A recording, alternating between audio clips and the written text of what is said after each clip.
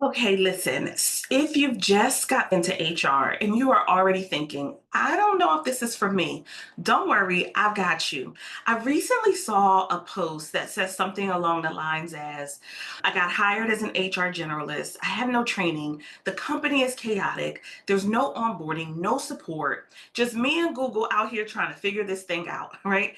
And when I read it, the first thing I thought was, that happens all the time, especially in small and sometimes even mid-sized businesses. They need an HR person, and suddenly, guess who's it? You.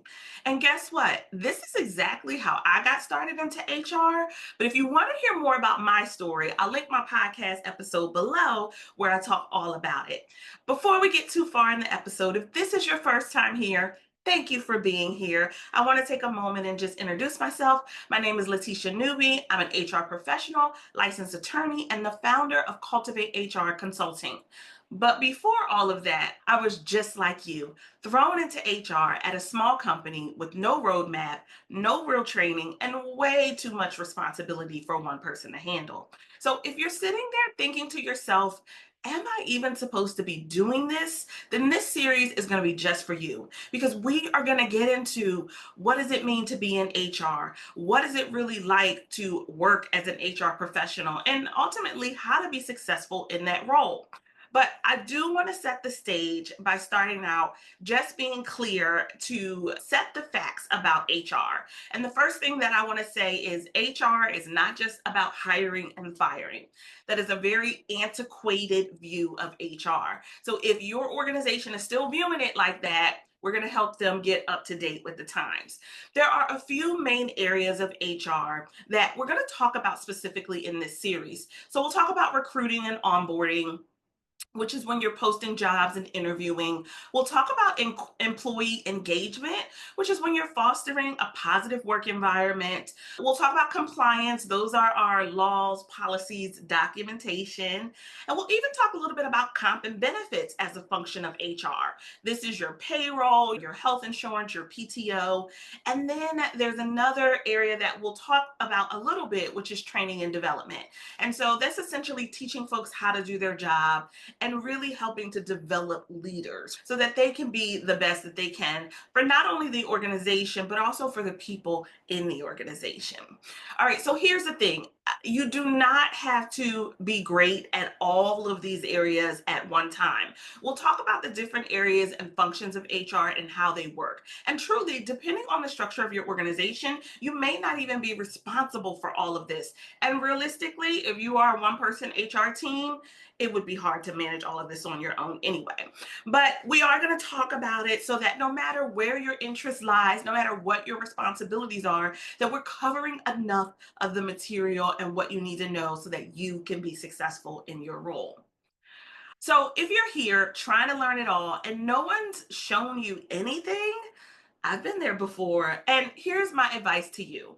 So, step one, figure out what's actually expected of you. Okay. What are you responsible for? Do you manage payroll? Are you responsible for new hires and paperwork and onboarding? Are you helping with scheduling? You're really going to want to get clear. Even if you have to ask a million and one questions to get clarity, you need to understand what your responsibilities are.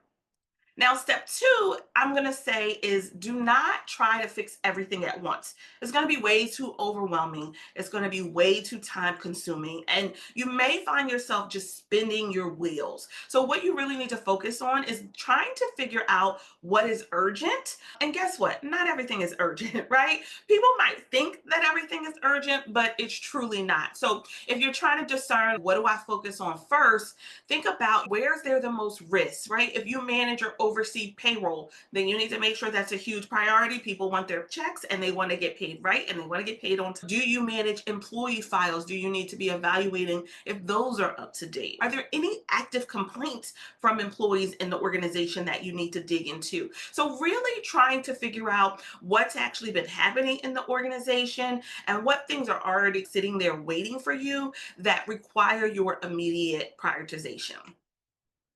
Step three would be to document everything. And if you have spent any time in HR, y'all know this is our saying, right? Document, document. But there is a reason for it. You can start with employee files and looking at those. Who's managing your benefits? You want to look at and document kind of what forms are needed when someone starts, right? Write everything down, even if it's messy, even if it's not organized, even if you're just trying to get out kind of the thoughts of what's happening in the organization, write it down because you will thank yourself later as you begin to get your hands around what's going on in the organization. It's going to be important to really have some documents about either processes that are already established or maybe things that you notice are missing. Okay. And don't be afraid to ask for help, right? Asking for help is not a weakness.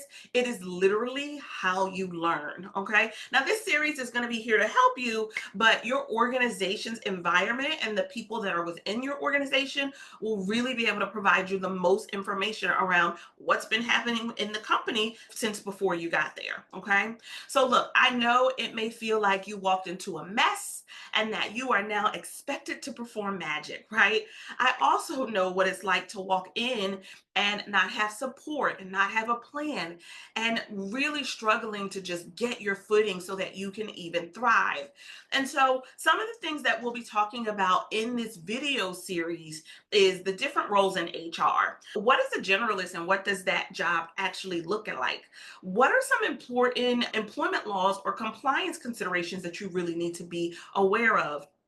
We'll talk about templates and systems to actually make your life easier.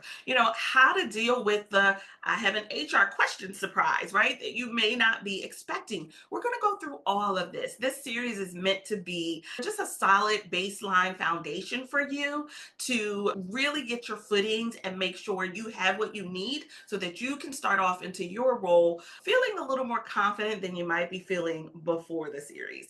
And so I'm also going to ask for your engagement throughout this series. Drop your questions below. I'll drop an email in case you want to go ahead and send us emails and not put it in the comments. But we love engagement. We want you to really participate in this dialogue with us. So that kind of wraps up my intro to this series. I am going to drop a free HR essentials checklist that I made just for you in the description below. So if you are interested, if you're new, if you're just starting and you're thinking, okay, what are those essential things that I may need to think about or know about? Check out this HR essentials checklist. It is free and it's really just meant to serve as a resource for you so that you know what to focus on first, what questions to ask, and what is worth worrying about right now. All right, if you are watching this and you're currently in HR, drop me a comment and tell me how long have you been in HR? I want to hear from you. I want to engage with you. I love to be able to support you along your journey. And please do not forget to hit that subscribe button because in the next video, we're diving into what it's like to be in HR, okay? I want you to remember that you are not alone on this journey. I have been where you are. I am here to help. Remember, you've got this and I've got your back. I will see you in the next one.